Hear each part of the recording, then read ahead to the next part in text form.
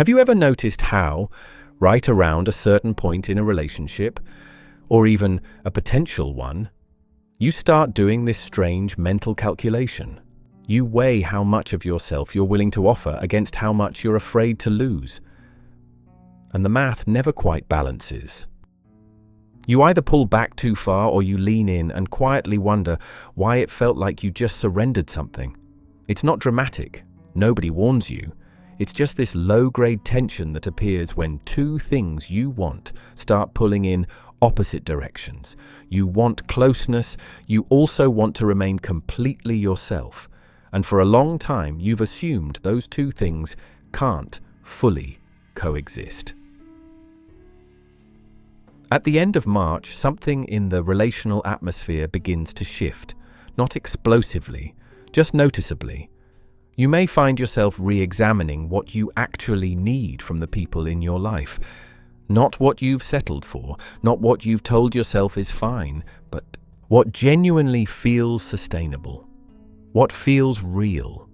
You might start pulling back slightly from connections that require too much self-editing, conversations that leave you feeling slightly less like yourself than when they started, dynamics where love and confusion have become so entangled that you've stopped questioning it. There's a part of you that's beginning to ask a different kind of question. Not, do they care about me? But does this actually work for who I am? Planetary cycles don't create your experiences out of nothing. They correspond to collective rhythms, moments where certain questions rise closer to the surface for a lot of people at once. When Juno enters Aquarius at the end of March, what shifts is the underlying frequency around what people are looking for in their commitments.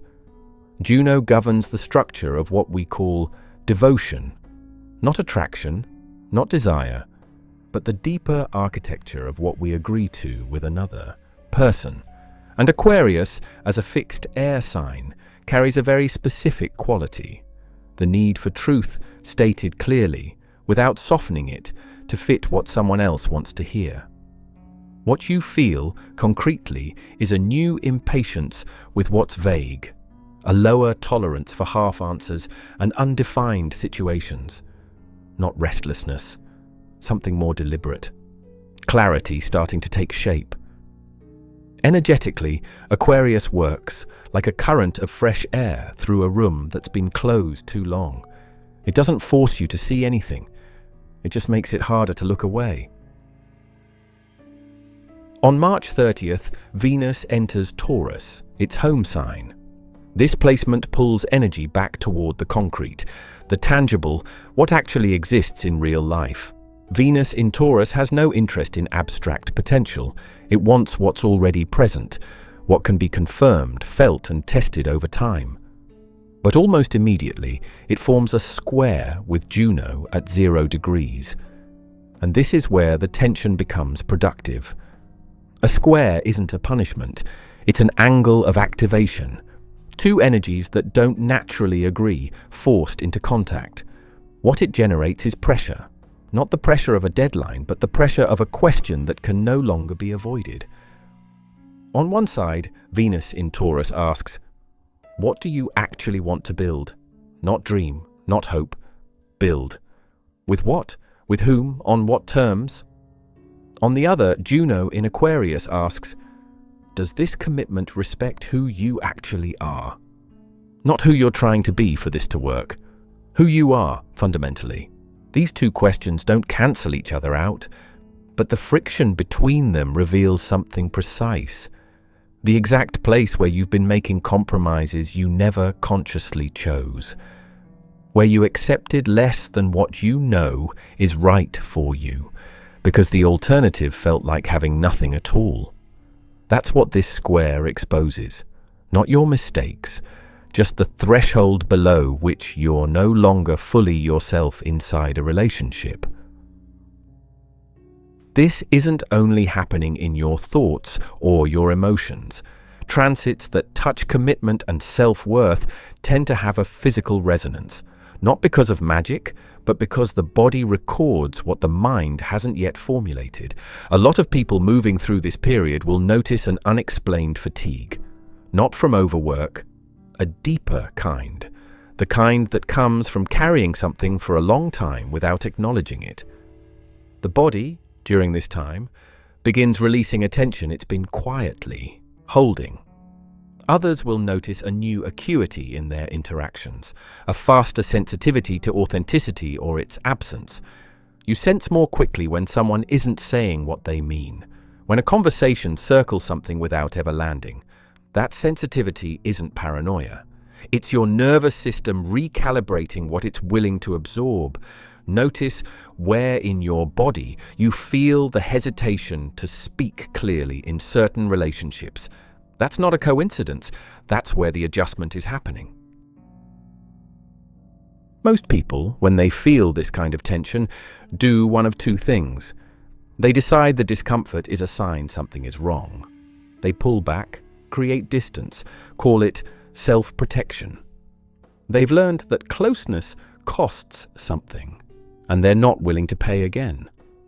Or they do the opposite.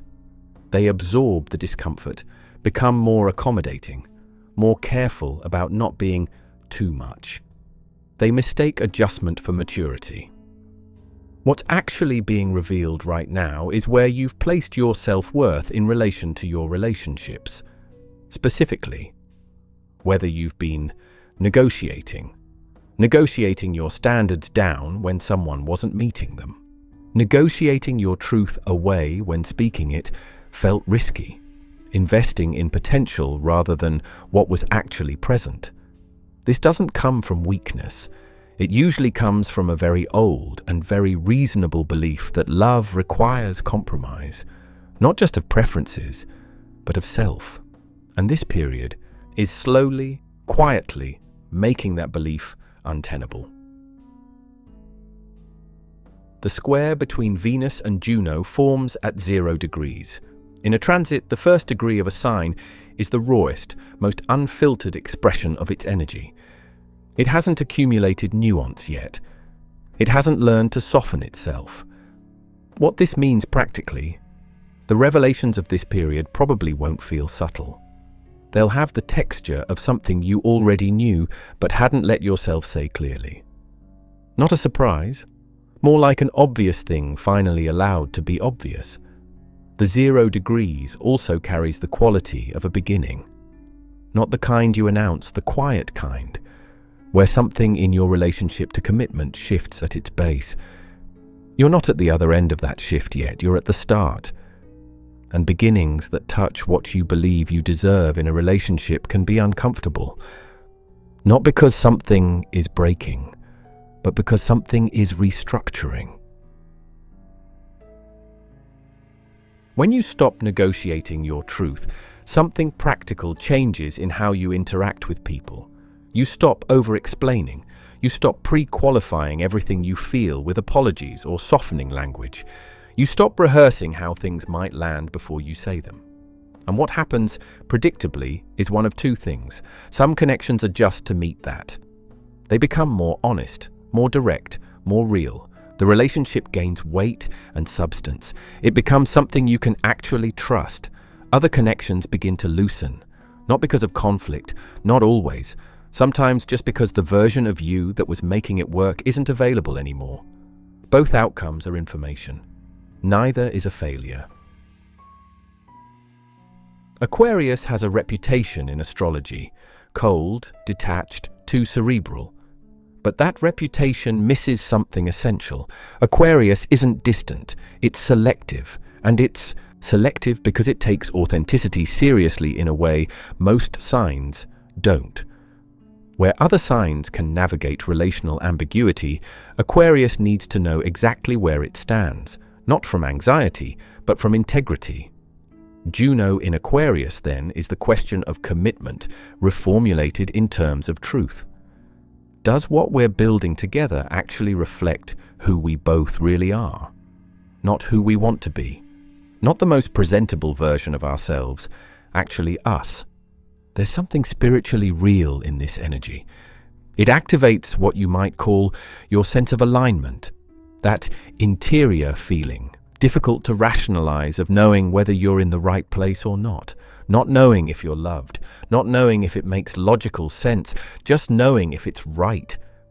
That feeling, which you may have quieted for a while in favor of security or fear of being alone, is returning with more clarity right now, not to force you anywhere, just to let you acknowledge what's actually there. Independence, particularly emotional independence, has been positioned as the alternative to connection, as if the only way to preserve yourself in a relationship is to need less, feel less, invest less. What's shifting right now challenges that entirely. The version of independence being called forward isn't about emotional distance. It's about having a center point, a clear enough sense of your own values, your own pace, your own needs, that you're not easily destabilized by someone else's reactions or presence. It means you can be close without losing the thread back to yourself. The question this period is really asking isn't whether you want connection or independence. It's whether you trust that you can have both, and whether you've built enough of a relationship with yourself to hold that center when something real is asking you to show up. Juno in Aquarius will accompany the months ahead. This isn't a transit that passes in a few days. It's a slow reconfiguration of what you expect and what you offer in your commitments. What's happening at a deeper level is a return to self, not a withdrawal from the world, not isolation, a re-anchoring in who you actually are, independent of what others project onto you, independent of the role you play in this or that relationship. This is one of the more quietly demanding spiritual processes, because it requires tolerating temporary uncertainty, not filling the space immediately, remaining for a moment in the gap between what no longer holds and what isn't yet there. That space, uncomfortable as it is exactly where something real can begin. Not an idealized relationship, not a promise, just the genuine possibility of a connection that doesn't ask you to betray yourself in order to exist. Venus in Taurus adds an anchor to this, an invitation to embody the process. Not just think it, but live it in your choices, in what you choose to cultivate versus what you allow to quietly fall away. The ground beneath you is shifting, not dramatically, but for real. You started this period carrying two things at once: the desire to be known and the fear that being known fully would cost you something essential. That tension wasn't a flaw. It was the shape of something that needed examining.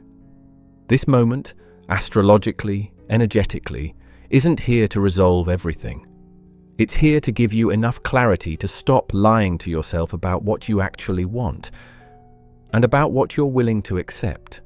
Not dramatically, not with a declaration or a rupture or a grand new beginning, just a slight but real shift in the place from which you make your relational decisions. Less from the fear of missing out, more from knowing what's right for you. And once that shift settles, not as a decision you made, but as something you've simply grown into, the question of who belongs in your life begins to answer itself. Not with noise, with clarity.